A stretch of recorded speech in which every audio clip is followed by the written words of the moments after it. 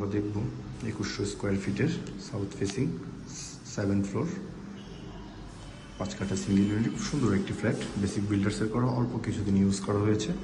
2টি এন্ট্রান্স। আমি এখন গেস্ট এন্ট্রান্স দিয়ে ঢুকবো।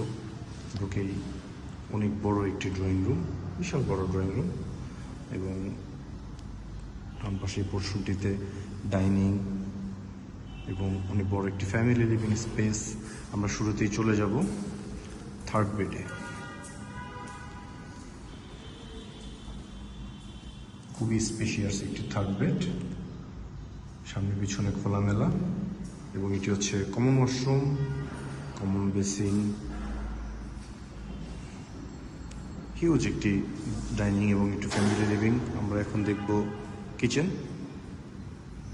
স্পেশিয়াস একটি কিচেন, পছন্দ মতো ক্যাবিনেট করে নিতে হবে।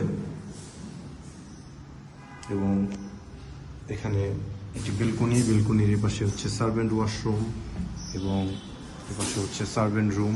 খুবই স্পেশিয়াস একটি servant room, down wash.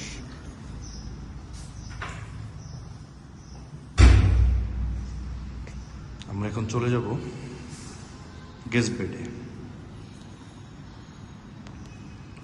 Second bed, খুবই স্পেশিয়াস একটি সেকেন্ড বেড, সাথে একটি সাউথ ফেসিং বেলকনি এবং একটি অ্যাটাচ বাথ।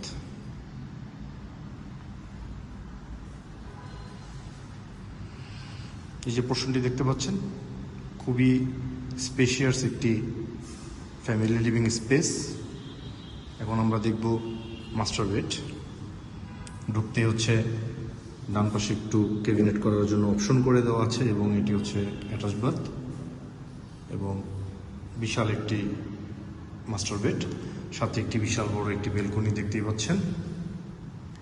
আমরা ফ্ল্যাটটি আরেক নজর দেখে নিই। আমি এখন মাস্টার বেডের সামনে।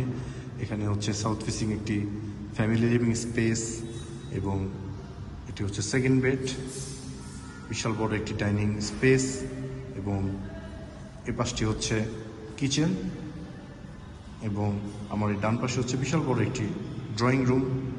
ওই পাশে হচ্ছে ফ্যামিলি ডোর, এবং এই পাশে হচ্ছে একটি গেস্ট ডোর,